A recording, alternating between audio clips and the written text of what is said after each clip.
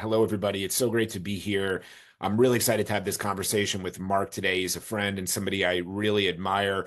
Let me start with Marc's bio real quick, because as Don introduced him, he is somewhat legendary in the field of intelligence. But let me give you a little bit of background here. Marc Polymeropoulos retired in June of 2019 from the CIA after serving a 26 career with assignments in the Middle East, Europe, and elsewhere. He served in both Iraq and Afghanistan, and he is one of the CIA's most decorated field officers. Marc is the recipient of the Distinguished Career Intelligence Medal, the Distinguished Intelligence Medal, the Intelligence Medal of Merit, and the Intelligence Commendation Medal. He is a regular commentator on foreign policy and intelligence matters, and I'm honored to say that he was kind enough to share his insights from my book as well, Sell Like a Spy. How are you today, Marc? I'm doing great. I just want to say that no, there's no shame in botching my last name. I was in Damascus one day, and I got a call on our secure line. It was the president's briefers. They were going down to see George W. Bush W, and they wanted my kind of take on something, and I gave it. I sat around for a while. They came back several hours later. I was excited. Hey, the president's going to hear what I had to say, and I said, "How'd the session in the Oval go?" And they said, "Well, it was great, but really all we did was try to figure out how to pronounce your last name." Right. Well, I apologize I seriously So apologize. you did better than W. You did, Don. You did Well, better than W. now that's not something, but I will say, guys, before I jump off, also be sure to ask questions. There's a chat below. Make sure anyone in the audience can ask questions. Feel free, and if we have time, we'll get to them as well. Absolutely. Look forward to the questions. They're usually a really terrific part of what we do here, but I have a ton of questions, Marc. I can always burn up time talking with you, but I want to start with the big news of the day. This is a rather momentous day. I think it's really fortunate on a variety of levels that we're able to speak on such a day. I'm referring to the news out of the Middle East about the agreement with Israel and Hamas to free the hostages and hopefully provide a pathway to end this terrible war over the last 2 years. Of course, a lot could go wrong. I'm sure you'll comment on that. But I just want to invite you to comment broadly on this development today and how you're feeling about it. I mean, so first of all, it's a very good day. Anyone who doesn't see that, I really would question, because this war had to end for so many different reasons. I mean, there's been an incredible trauma on many sides. Obviously, with the Israelis, 1,200 innocent Israelis killed in a barbaric attack. I mean, I was one of those who was, because of my affiliation with MSNBC, I got in early on at the Israeli embassy in Washington, D.C. to see the raw footage of October 7th. It was horrific. I mean, it's hard to kind of describe just watching that for 45 minutes. There's also the trauma that, frankly, the IDF, those who serve, have been subject to. There has been a lot of press recently, and I know this is accurate. There's been a pretty significant mental health crisis in terms of post-traumatic stress amongst those who served. And then kind of on the other side, let me just also add, with a hostage release, the families will, thank God, be reunited with their loved ones. And don't forget, I think there's over 50 American citizens. So there's a skin in the game in the United States as well for many reasons. And on the other side, frankly, in the Palestinians, the civilian casualties, the destruction in Gaza has been horrific. And you can debate all you want definitions of this or that or genocide, but the bottom line is awful things happen to Palestinian civilians there. So it's a very good day that this is all going to come to an end. The only thing, Jeremy, that I'd add is, I wasn't thrilled with the kind of the glowing coverage in the sense of people saying there was an anonymous U.S. official who said the war is over. And I'm not sure that's actually true. Phase one has been completed, and there was a Herculean task by the Trump administration. Kudos to them for putting pressure on all sides, and we can dive into that. But there's a lot to go. We have obviously hostage release pending. I think 20 living, 28 deceased. Palestinian prisoners who are going to be released as well. Even as we speak now, I believe they're still discussing this, because there's some of these are up to 2,000, some Palestinians who are serving life sentences in Israel. Clearly, the Israeli public is going to be sensitive to this, and some big names on there too. And then, of course, the withdrawal to certain areas. I think the Israelis are going to keep 53% of Gaza. But this is the easy part. The hard part comes next. What about the demobilization of Hamas in terms of their arms? What about things like, future role in a technocratic government? So one of the things I would just as I try to stay apolitical in this, kudos to the Trump administration for putting this kind of pressure. but the diplomatic work is only begun, and I hope we have that same kind of resolve. I don't want this to be just fancy sound bites and claims, and everyone's saying give Trump the Nobel. That's irrelevant to me. What matters is they now get down to even harder work after this initial phase. So a good day, but a lot more to go. Yeah. Well, let's talk about that hard work then for a minute. I pretty much share, all your views on that. I just would love your take as someone, who's been on the ground and dealt with all this. Do you think that the pressure, it seems like pressure from Qatar, Turkey, Egypt on Hamas played a role.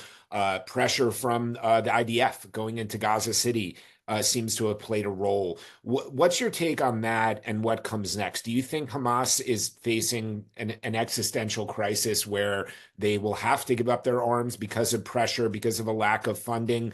Do you think there might be a deal? I've heard it speculated that they might be able to keep limited small arms so that they aren't in turn massacred by clans that, despise them. What comes next? And what's your take on not only what comes next, but what I referred to about how we got here? Is Hamas finally under the kind of pressure that will make them kind of change their tune?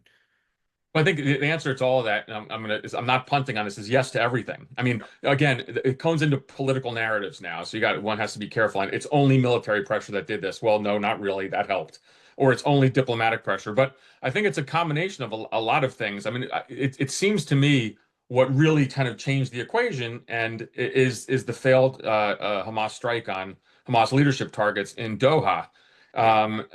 Which could have done two things at once: scared the Hamas leadership a bit, but also pissed off Trump. I mean, there's no doubt in my mind that he found this, it embarrassed him in some ways, in many ways in front of his Gulf allies. And that's what really spurred Trump to put this pressure on Netanyahu to finally go for a deal, which in fact, I mean, again, what people tell me and others can believe differently, but there's the conventional wisdom, I think, in the Israeli security establishment is that the war aims were pretty much done. They could do this, and that's from the Israeli intelligence establishment too. And so but ultimately it was Trump doing what no American president has ever done before, which is really pressure Netanyahu, and which is literally to say, you will do this. I mean, if you remember when Hamas agreed to the deal and immediately, and I know this is getting into the weeds, but a lot of kind of the people around Netanyahu are saying, see, they rejected it. Trump sent out a True Social post saying, great, we're on. And by the way, Israel stopped bombing. So quickly. And that stunned a lot of us who really watch this closely. It's like, well, he really wants this done. He's going to put a lot of pressure on Bibi on this. But don't forget, also, there's the other side too, that Hamas was facing significant pressure from Qatar and from Turkey and Egypt. But look at the Qataris. The Qataris got an apology from Bibi, but also this incredible security arrangement with the United States. Almost like a non-NATO-ish Article 5 agreement. Which is a really big deal. And so I think they felt more secure in their actual honest security in pressing Hamas. So it's a combination of all these things. And, I think at the end of the day, it will be very interesting. Details will kind of leak out on these meetings. But and of course, don't forget our Kushner, I think, stepping in at the last minute. Kushner has very good relations with a lot of the Gulf partners. Witkoff obviously Steve Witkoff was working very hard, but combination of a lot of stuff, which ultimately, and I don't want to, this is not political in the sense, but the deal is not that different with what other things that were on the table in the past, particularly, maybe some nuances here and there. It just, the time was right. And Trump tried to step in. The amazing thing to me is that I think if an election were held in Israel right now, Trump would, might receive 99% of the vote. And I think this is probably, he probably enjoys that in some fashion. I mean, he's going to go to the Knesset, apparently, and speak there. I think that goes to show. And my friends in Israel who are absolutely have had it with Bibi, and even those who are kind of on the fence really don't give Netanyahu any credit for this. They're giving it all to Trump. Again, maybe who cares, in the sense that the war, at least the war is going to end. We can get aid inside. Reconstruction and stuff like that, I think, again, is for the future. One other thing, Jeremy, I know I'm jumping around. The stabilization force, I mean, who's going to man that? Which countries are they going to do that if Hamas is not demobilized? A lot of big questions and a lot of heavy lifting. I mean, I would like to see, I don't think Kushner will stick around, but, whatever the Witkoff team with added experts, there's a lot of stuff they're going to have to go through to get kind of this phase two, get it right. Yeah, well, I think I speak for a lot of people saying, let's get the hostages home. Let's Yeah. have the fighting stop, and hopefully we can figure this out. But a future without Hamas, hopefully that will prevail.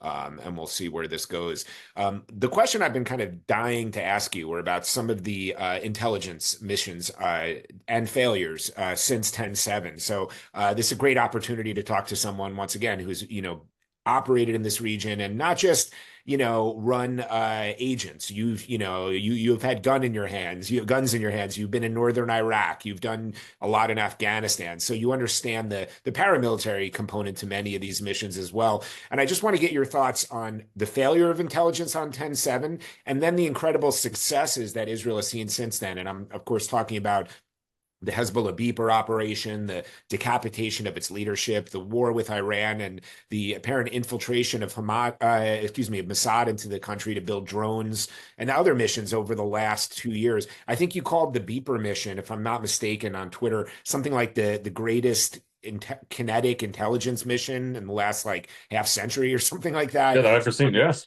So, right. Why don't you start at first with 10/7 and how you perceive, that failure. And then if you Sure. could comment on these extraordinary missions, that rival Entebbe and some of the greatest raids intelligence missions we've seen. I'd love to hear from you on that. Yeah, it's really a tale, not of two stories, but kind of two different almost time frames or I mean just kind of subject matter, because one was this staggering intelligence failure. And I remember I was in Harrisonburg, Virginia, visiting my son. My wife and I had gone out to dinner, went to sleep, and I woke up in the morning and I had 35 or 40 missed texts from the MSNBC control room. They said, "We need you on the air right now. Hamas has a Hamas army, the quote, a Hamas army has attacked Israel." And I looked at my wife and I said, "Did we drink too much last night? What's happening here?" And I remember, and the first thing I said, of course, this is going to be Israel's 9/11.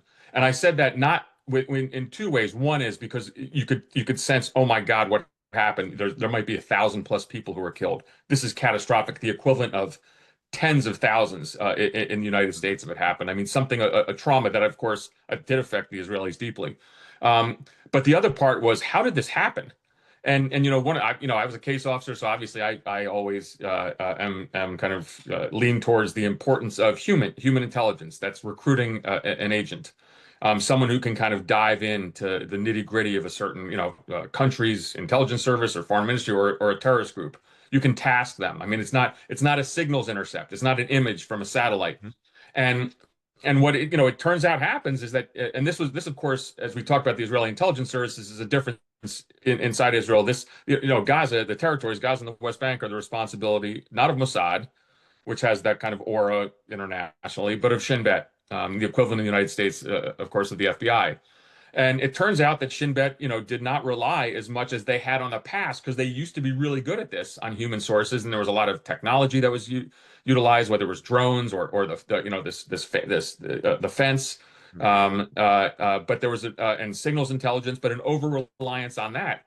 And I came up with this slogan. This is just kind of this silly world that I live in now, doing stuff in the public and media. But it was the idea of the power of one. And so Jeremy, what if one well-placed source, and just understand, a 1,200-man Hamas army who clearly the Iranians knew about as well, planned for this for not days or weeks, probably months, if not years. How in the world did Shin Bet not recruit someone? And I'm not just, and so yes, there were watchers from the IDF. There's these famous units on the border that did see activity and reported up. But I'm talking about a source, even at a low level, who could report that something's really up. And that's why, by the way, I think a commission of inquiry, if this war comes to an end, and of course, I think it's going to take elections as well. But a commission of inquiry has to be undertaken, because, and Israel's usually good about this. They did it in the past in '73. And so I'd be fascinated on that. And so what happens then? And I remember thinking, and I remember Ronan Bar, was the head of Shin Bet at the time, took responsibility. He took accountability for it. My understanding was there was multiple Shin Bet officers who were killed that day responding. And I remember, because I thought about how we felt after 9/11 at the CIA and the tremendous felt sense of guilt. I didn't have anger towards them. I was like, holy cow, when you miss something like this, you realize that is a staggering intelligence failure with enormous consequences.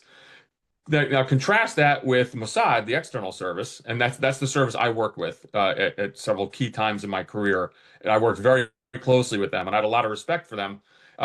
And what it seems to me is, after really 2006, in which the war in Lebanon for Israel did not go that well. The intelligence wasn't great, but there was a pretty considerable effort this has to do with resources and personnel, imagination, an ability to take risk, where they built up a lot of things, but particularly their agent networks. This is called, if the Israeli intelligence services, or if the United States, operates in places like Lebanon, Syria, or Iran, that's called a denied area. But what it turns out from these really spectacular operations is that they had this incredible penetration of the senior most levels of their biggest adversaries in really tough locales. And to me, that is what led to these kind of spectacular operations. I don't know the particular details of each one of these things in a sense, in a classified sense, of course. But I've read extensively on this, and there's, when you do fine fix finish operations, and we did a lot of that at the agency in terms of the GWAT, the Global War on Terrorism against Al Qaeda. There's a human component to that. That means a human being has to be on the ground doing something which can trigger a strike, or it can.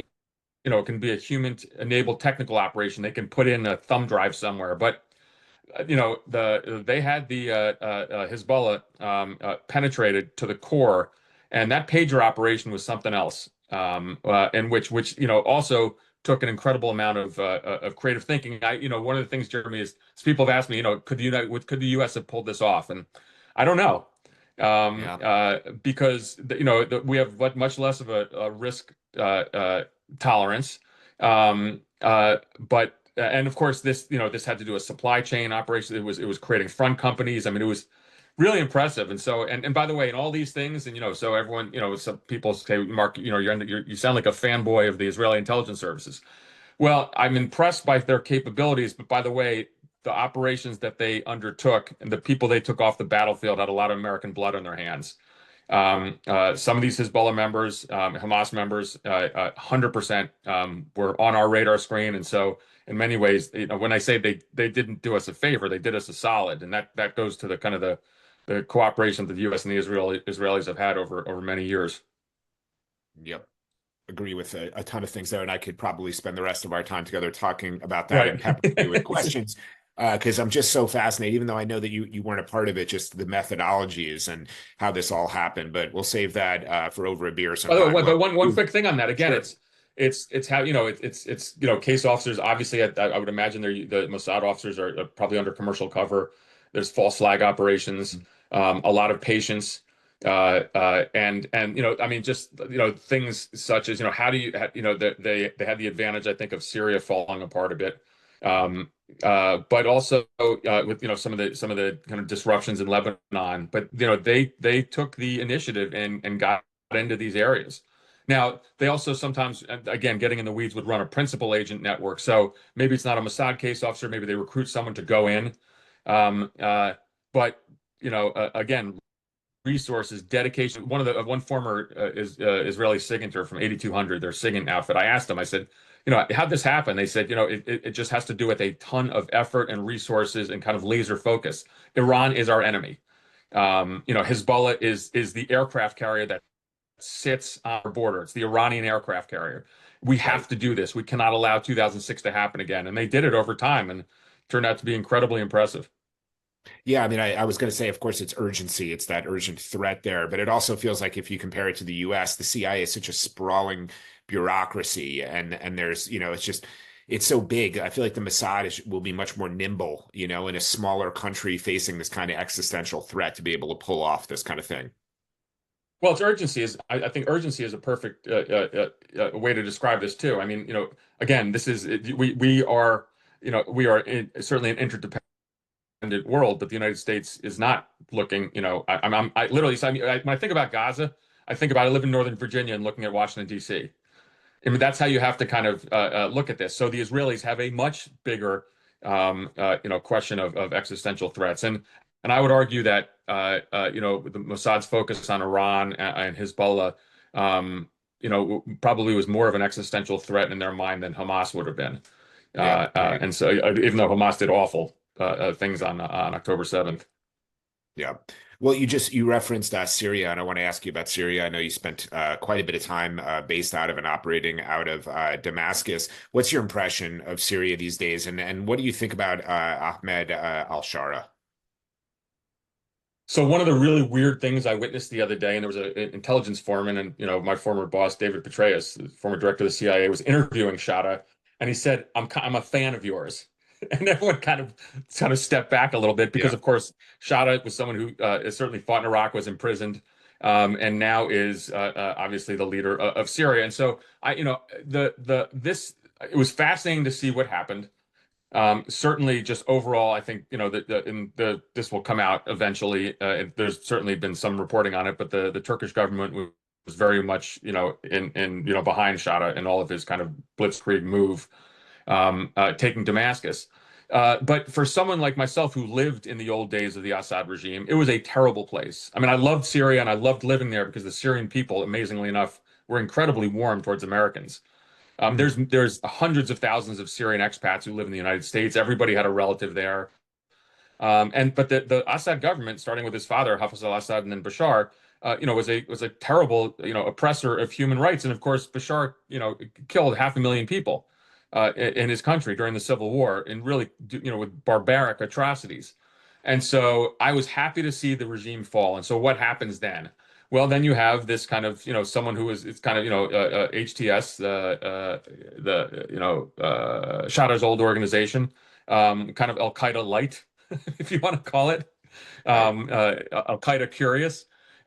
And so I think the United States government was a little late in this, but they came around. But others were much more forward-leaning, saying, "Hey, we got to see. Like, this is a big chance. It'll be conditional, but we got to support these guys." And of course, there's a lot of things that the Syrians have to do in terms of not only respecting the minorities and different sects in the country, but also the notion of just basic things like freedom of press and religion and the role of women. Can Shada kind of rid his group of some of the really kind of nasty, Islamic extremist forces? The trend is the right one, but there's still more to do. But I think that what I'm encouraged with is that the Gulf states also share these concerns, and they're gonna come in. What really is needed is investment. I mean, I haven't looked for the last couple of weeks, but at one point, there was basically no electricity in Damascus for big parts of the day, and there's obviously food issues there, and so the country needs enormous help on reconstruction. And if you think about, and I don't, we're not there yet, but if you think about how the Abraham Accords are expanded, Syria could eventually be part of this only because there's no kind of religious component. There's no deep-seated feeling in Israel towards certain areas. When you talk about the West Bank and Gaza, you can go down that road. Syria is Syria. And I think that ultimately they could come to a security arrangement. And so I think, there's a lot of hope there. But again, sometimes I worry about the Trump administration is they do in Syria, it's the right policy. We have a very good ambassador in Turkey, Barak, who is the special envoy to Syria, and he's done, he's really kind of pushed this notion of rapprochement. But they got to keep at it. It can't be the bright shining toy. It's going to take a lot of sustained work, holding Shada's feet to the fire in terms of things he has to do to make it kind of a normal functioning country.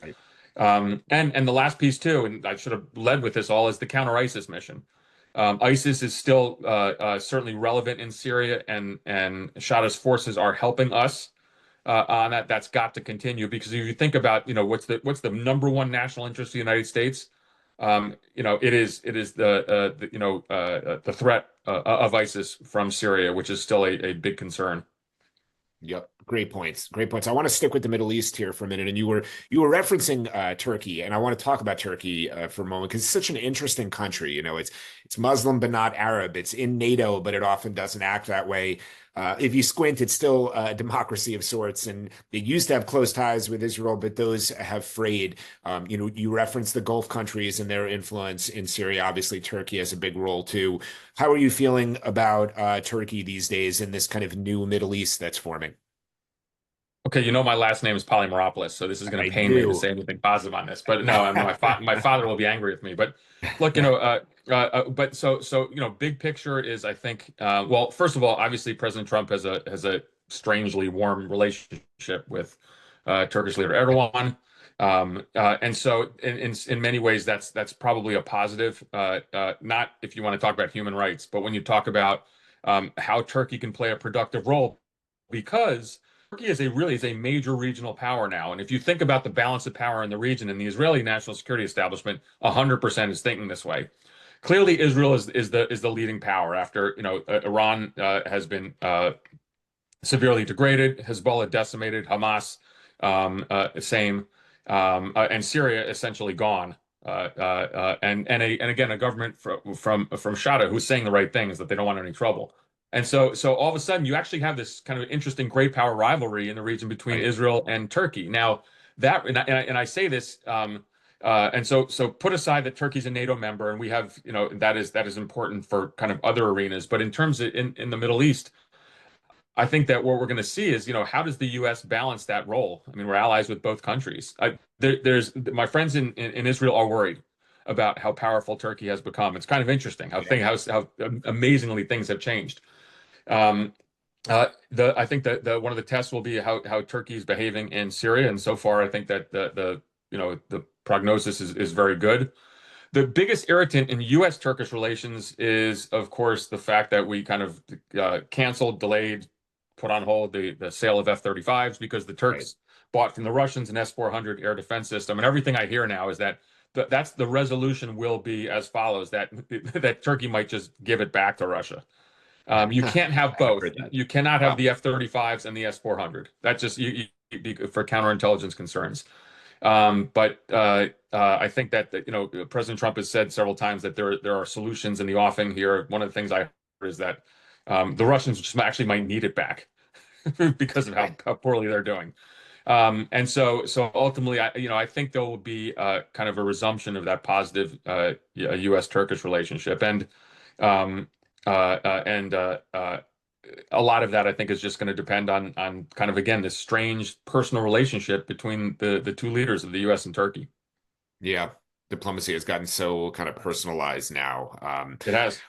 I just have one more question on the Middle East, but I want to pause here again to encourage everybody to, if you have a question, put it in the Q&A. I'm starting to see a few there. I have a ton more to ask Marc about, but time permitting, I would love to get to some questions from the audience as well. You referenced this earlier, that the treaty between the U.S. and Qatar on security arrangements. I wanted to talk a little bit more about that, but that's not the only treaty that's been signed. There was a very interesting one between Saudi Arabia and Pakistan. And I would love to get your thoughts on these defense treaties, these security arrangements, and then I want to lump in the future of the Abraham Accords. You referenced Sure. those as well. So I'd love to hear you comment on these multilateral treaties and what I'm again seeing as kind of a new dawn for the Middle East in some ways. But everything I say right now, is so dynamic because it just happened.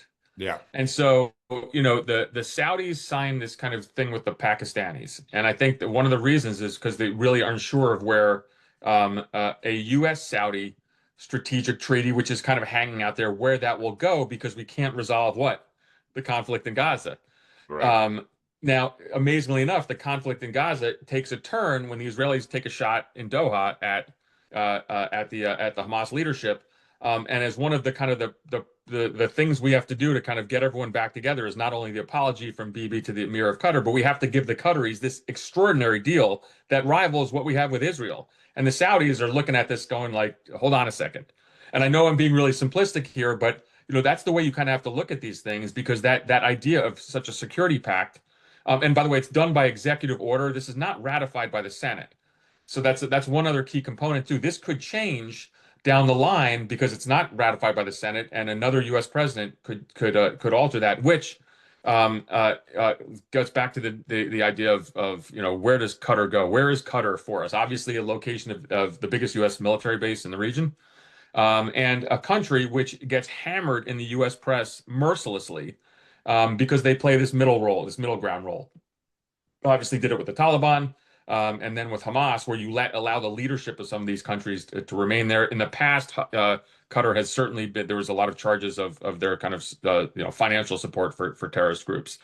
And so it's kind of all over the place. But that Qatari security agreement is really hinged on executive order, not on Senate confirmation. If you look at, I mean, the amazing thing about what the Qataris did beforehand with Hamas, and Jeremy, you know this, is that with this arrangement with the Israelis, they were they're providing Hamas tens of millions of dollars, and this was the way to kind of keep things quiet, and it was a counterweight to the Palestinian Authority as well. This is the Israeli thinking, and the Israeli intelligence services were involved in this. And then all of a sudden, everything happens now, and there's a lot of talk that somehow Qatar is an enemy of Israel, when in fact David Barnea, the head of Mossad, spent more time in Doha than I think he did on vacation over the last several years. All to say, this is the balance of power dynamics that is shifting all over the place. The next thing I would think of is if things can be, if things can go in the right direction, you'll see some kind of U.S.-Saudi guarantee, because the Saudis are like, well, hold on a second, America, we have been your steadfast ally forever. What is going on over here with the Qataris? Fascinating developments in the Gulf. And again, a lot of this is based on Trump's personal ties to the region. Remember that trip he took several months ago. Pretty amazing. Yeah, $400 million jet, security arrangement, all this diplomacy gets you have to hold your nose in some ways, but if it leads to some good results, I think we'll take it. Marc, I want to turn to the war in Ukraine. You, at one point in your career at the agency, were deputy chief of Europe and Eurasia, the mission center focused on those areas. Why don't you just kind of, from a big picture perspective, talk about what we're seeing in Ukraine, how you're feeling about it, what comes next? So I have always been a huge hawk on this. I remember when I was sitting in my seat and some of our folks would come back from Ukraine, let's just say U.S. government as a whole, and obviously this is before the invasion. I'm talking in the 2018 time period, and I said, what's the advantage of us being there? And they said, well, look, this is like a lab experiment. This is a lab and a look at Russian weaponry. So I thought, okay, that's actually a really interesting comment. But look, for me, after the Russian invasion, and this has always been a David versus Goliath story. We are on the right side of history in supporting Ukraine. I think the Biden administration did a tremendous amount, over 60 to 100 billion, but not fast enough.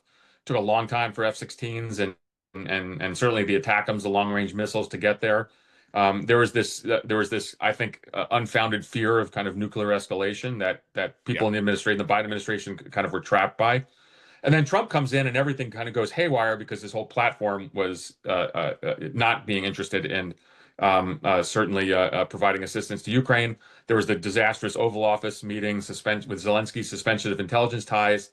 And then the Alaska summit, in which then, Vladimir Putin embarrasses Trump because later on he starts, he continues these drone and missile strikes into Kyiv. And we're in this weird position now that the U.S. has this arrangement where we are selling weapons to NATO and they can provide them to Ukraine. And we seem to have, these are these giant 180-degree turns on policy all over the place. Big picture, and then Europe has had to step up with provision of an amazing amount of money and real things like ordnance, but also the notion that they might have to be the guarantor. But I think if you look at it, even the analysis in the battlefield has changed. The Ukrainians are doing just fine, and there's still kind of a lot of loss of life, but I think there's much less of a worry that Ukraine is going to fall, and the Russian energy infrastructure is getting hammered by Ukrainian drone strikes. The idea of the U.S. now helping provide intelligence for long-range strikes, which I think that was an article recently, a couple days ago. So, the scenario that I see is that kind of Europe continues to step up as long as the U.S. keeps providing intelligence and selling.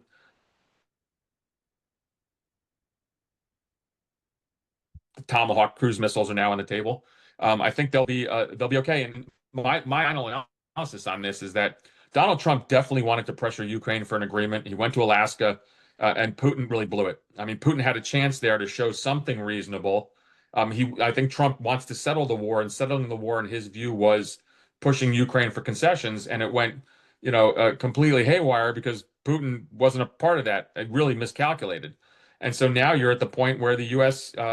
Is back to really siding with the Ukrainians in many ways, and I don't see any kind of diplomatic moves on the horizon, whatsoever that suggest any kind of change. The way to get Ukraine a Russia-Ukraine settlement is for us to inflict as much pain as possible on Russia, and that is sending more Russians home in body bags. Just simple as that. And if we can collectively do that, I think at some point that will assist, and also strikes on energy targets. I mean, giving some pain to the Russian economy as well. And you think Trump is increasingly getting there and deciding that, Putin has embarrassed him. Zelensky, despite that tough Oval Office meeting, has been, really excellent at sort of turning the other cheek and keeping his priorities in check. You think we're moving in that direction now? I mean, for now, but I wouldn't count on it. I mean, I'm over in Europe all the time. I'm leaving in 2 weeks again. I tell all my European friends, don't count on us. If the gravy train's going good right now, accept it. But this is not sustainable because Trump changes his mind on a whim. I mean, who knows? And so that's unfortunately where the U.S. right now in the world. We're not that reliable partner anymore. So if good things are happening now in terms of the U.S. and Ukraine, that's a great thing. But don't, and of course, what do governments love predictability? I mean, your planning cycle has to do with that, whether it's foreign policy, military procurement, military deployments. I don't think the Europeans can count on that anymore. And so, and that is why I think you see this effort to understand the nature of Trump is so transactional. And some would call it, the European leaders come over and just do a fantastic job of groveling to him. But there's a reason for that, because they don't see this sustainable in the long term. In the short term, if we can do enough to get some needed air defense items from the United States to Ukraine in any of this convoluted manner, that's what matters. But don't plan on this in a kind of a 5-year cycle. The Europeans have to certainly step up. Yeah, yeah. And, the conversation is moving in this direction. I obviously wanted to talk about the current U.S. administration. You've referenced it in a few ways. Stepping back, to me, I think if we look at kind of recent history, you could look at the end of the Cold War as, a big, global kind of moment of change in history. And, you could call 9/11 maybe an end to that. And then the 10/7 and the second Trump administration as kind of a new era. I really feel like we're in a different era now, one in which America has kind of relinquished global leadership. We're not that, champion of democracy anymore. Things have really changed. And I think it would be really great to get your opinion on whether, we have changed so much that if there's a Democratic or a different type of Republican in the Oval Office, if we have an election in, 3 more years, if that will change, or if, like me, you share the view that this is kind of a new era and there's no kind of coming back from the way we've frayed ties. And I also want to reference, you and I were talking about the new book about the CIA by Tim Weiner, The Mission, which is about the CIA in the 21st century, and you're featured really prominently. So I want you to comment on what I just shared, but there's a quote from you I found that really stuck with me, that in 2019, you said it was perhaps the most difficult time to be an intelligence officer since the creation of the CIA in 1947. So would love to hear more about what you meant by that and how you're viewing America's place around the world and some of the kind of historical epoch notions I was sharing. So this I will, I think the last 30, 40 minutes we've had a very clinical conversation about the region, and perhaps not, I mean, not everyone will agree with me. I'll get a little more controversial here now, just because this is basically what I feel. But for me to have done, myself and my colleagues, what we did at CIA, this is not a 9-to-5 job. And so, you're working during the day, at night. I spent almost 3 years away from my family after 9/11 in Iraq and Afghanistan and other places. It is a calling. And it's a calling based on what I believed in was American exceptionalism. America is I hope still is, the bright, shining city on a hill. And that means that regardless of where you are, America stood for things such as freedom and democracy, economic liberalism. I mean, one of the things that I always was amazed at, even when I served in kind of repressive regimes, let's say in Damascus, the line outside the U.S. consular section would be a mile long. And that's because people wanted to come to the United States, not because they loved George Bush or Barack Obama or Donald Trump. It's because they love the American ideal. Mhm. And I wonder now if we're losing that a little bit because of this. We are having such a incredibly dysfunctional time in the United States, and where there's a lot of question on the future of democracy. Donald Trump has autocratic tendencies. I'm not talking foreign policy. I'm talking about domestic policy, and there's certainly a crackdown on things that we thought would not happen before. And so I worry that the U.S. Doesn't necessarily stand for those kind of things. I mean, I was involved as a U.S. government official in demarching other countries on the rule of law.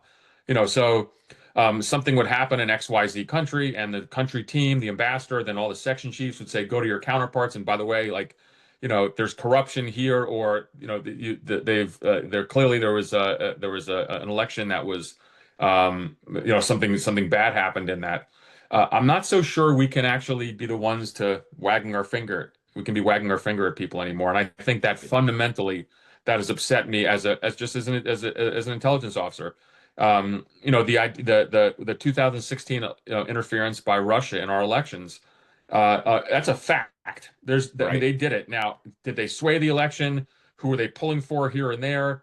The majority of the evidence certainly thinks that says they were pulling for Trump. But the bottom line is they interfered in our election, and we still even can't get that right in our country. And so, just fundamentally, there's parts of things that are happening in America today. I mean, I'm sorry, you have, and now I'm going to get in all sorts of trouble here. You have masked federal agents scooping people off the street. I have family in law enforcement. I've been around law enforcement my entire career. I do consulting with a major big city East Coast police department where their C-suite, their leadership says this is not policing. They would never do these things. These things can't be happening in America, yet they are. And so I think there's a lot of things that kind of disturb me on that. And again, going to that fundamental notion of who we are as a people. And it matters, of course, in our foreign policy. It matters. I mean, Jeremy, we could spend an hour talking about how does this matter and how I or we as a case officer would recruit an agent. Is America a place people still want to, is America a place people still want to spy for? Because in my career of 26 years, there was a lot of agents I recruited who didn't do it just for the money. Money's kind of good. But sometimes did it for the ideology. Hey, you're the good guys. And are we still? I mean, these are things that kind of cross my mind. It might be a little controversial, but I believed in that notion of the bright shining city on the hill, and sometimes I'm questioning that now, and that's a really sad thing. I don't like that. I really share your views here, and I just want to stay with this for just a minute because I saw you comment on this quote here. I'm just going to give it back to you from the head of Homeland Security, Kristi Noem. She was speaking about Antifa, and she said, "We are hoping that we will get more and more information about the network and how we can route them out and eliminate them from existence of American society. Antifa is just as sophisticated as MS-13, as ISIS, as Hezbollah, as Hamas, as all of them. They're just as dangerous." So, like I said, I know it's just this degradation of truth, this kind of gaslighting is just, it's almost intolerable. It's just shocking to hear.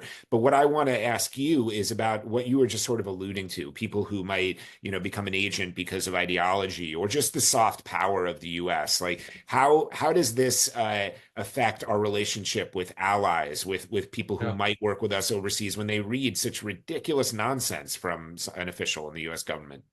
I mean, so that's the thing. I mean, this is not, and I would argue, and obviously President Trump put in people in his nominated people for his cabinet now who he wants. There's a reason they're there, but they weren't there in the first term. There were certainly adults in the room. John Kelly, Chief of Staff, or James Mattis, as Secretary of Defense, wouldn't say something like this, but Kristi Noem's comments were preposterous. Like Antifa, which is every terrorism act. I mean, nobody in the counterterrorism community can read that or hear that and not just start laughing. Yeah. Antifa is this weird nebulous something of something that has been studied forever, and we don't really know what it is. And they can be running around in Portland, and sure, maybe we do have to have better law and order in Portland, and that's probably a really good thing. But to say that they're on the equivalent of like ISIS or something, I mean, that's preposterous. And so these are not serious statements, and you then wonder, are these serious people who are running these things? Because I think the American people, if you said, Portland's a little bit out of control. a block of it or 2 blocks of it, and we've got to kind of take care of that. That's a little bit different than saying Antifa is this kind of mass, I mean, Kash Patel, the FBI, he said something the other day, what was it? A certain percentage of Chicagoans members of gangs. And and if you that meant there was like 150,000 gang members in Chicago. Like my FBI friends are like, what's he talking about? Yeah. So there's no, the point is there's no need to do this kind of this distortion of the truth and the exaggeration. There are issues of crime in Chicago, yes. But they take it to a level in which if you're a foreign liaison partner and if you're the British Secret Intelligence Service or others, you're looking over here and saying, okay, we have to cooperate with the Americans, but things are a little nutty there. And then I think in particular, when it comes to what I think now is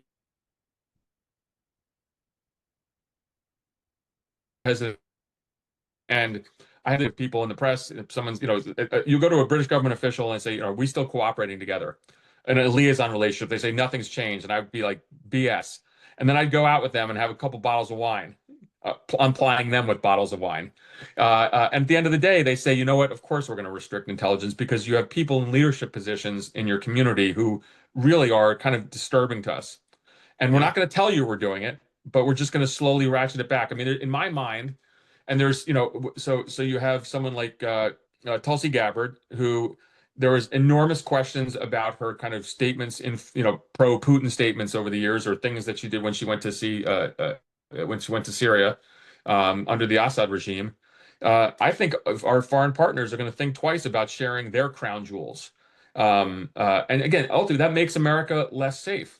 And so I have some very serious concerns on that. I mean, again, there's just the notion that I think our partners are looking at us. I mean, a great example is I remember sitting around with a British member of British SIS, their Foreign Intelligence Service, and he looked at me and he said, Trump, and he kind of gave me a look, and I looked at him and I said, Brexit, and he said, okay, touche. Like sometimes these things happen. Governments, or countries make these decisions, but that was during the first Trump administration, not the second one. I mean, again, I travel to Europe all the time. I mean, they do think a lot that things have kind of gone astray here. Yeah. And it has to do with reliability. Are we a reliable partner? Yeah, and again, it's one last thing, Jeremy. If I'm sitting there, so one of the things I did in my career in the covert action world is I would partner with local forces, indigenous forces. It could be the Iraqi Kurds, it could be Afghan forces. I always thought when we turned off that intelligence to the Ukrainians, what was it like for the U.S. Intelligence community members or U.S. members of SOF who were side by side with Ukrainian partners for years and had to look them in the eye and say, sorry, we're not doing this anymore. That's tough. Yeah. Yeah, no, I 100% agree with you on all this. And it's the soft ways that this is eroding American power and safety. It's not only the lack of cooperation, it's the brilliant student who decides, I don't want to go study in the US, or someone who's working here saying, you know what, I'm going to leave and go somewhere else because of the way the country is behaving. But it's very concerning. We are getting closer to the finish line here. I want to take kind of one of the questions I see there and use it based on something else I had asked you about. I just want to ask you about China, because I know that China isn't a country that you very specifically focused on. But one of the folks in the audience is wondering if all of the stuff in the Middle East is distracting us from. I don't know if you'd agree with this. I see it as the most formidable adversary globally who is trying to weaken us, whether it's through influence operations on TikTok or what they do with Huawei and the backdoors and telecommunications. I mean, I could talk about it for a while, but again, I know you didn't focus on it as much in your career, but how do you view China? And do you agree with me that they're the most formidable adversary we have geopolitically? Right. I'll just give you one quick anecdote about China, and this is just from my experience in the region. I remember meeting a Chinese diplomat, and I don't know, one of my postings, and I said, "How long you been gone for?" He said, "Well, I've been in this country 2 years, but the 5 years before that, I lived in Yemen and learned Arabic. 5 years." Wow. And he spoke perfect Arabic. And right then, I remember thinking that hey, we might be in some trouble, because that's the amount of effort and resources and time that they are allotting. In terms of China itself, when I left the agency, kind of the U.S. government aircraft carrier was turning. There's no doubt. And then later on, I retired in 19. But Bill Burns talked about opening up a China. Former CI director talked about opening up a China mission center. You had Burns even before he left, or maybe it was, I think, or maybe it was current director Ratcliffe who said 20% of the agency's budget is focused on China. And so China is absolutely kind of the long-term pacing threat. That's what the National Defense Strategy, that this is the U.S. government document the Pentagon produces. They did it under Trump 1, they did it under Biden, and it was supposed to be under Trump 2. Again, China being a long-term pacing threat, everything focuses east. Yet, there was a leak to Politico, I think, 2 weeks ago, in which the Undersecretary of Defense, Bridge Colby, kind of has put forth, who's a China hawk, interestingly, but put forward this notion that actually no, the Western Hemisphere is now our #1 threat. And I think that threw everybody in the national security establishment, including the uniformed military in the Pentagon, saying, hold on a second. Because why does this matter? Well, I mean, the NDS sets our strategy. And if we have Western Hemisphere as 1 and China 2, a couple things happen. One is resources. I mean, there's a finite number of aircraft, of ships, of airmen, of sailors, Marines, Army, infantry. I mean, so where does that go? What happens here? Where do and so I think everyone was kind of taken aback by that, and I think some of the concern is that we might not be as focused on China because our allies also see this. And so when the U.S. government has this incredible network of partnerships in Asia for this, if they're all of a sudden saying, well, hold on a second, China's now not #1 on kind of that threat list, that threat matrix, I think that's a problem. So the issue with the Trump administration is it's so schizophrenic on things. I don't know. What is our policy on China? I have no idea. I talked to someone the other day and they said there's actually splits within the White House, those who are China hawks and those who are more sympathetic to dealing with China economically. And you don't know what Trump is doing one day to the next. He talks very glowingly about President Xi, but if a lot of us in the national security world think China is and this is not our #1 competitor, it's the #1 threat. It's the #1 pacing threat, period.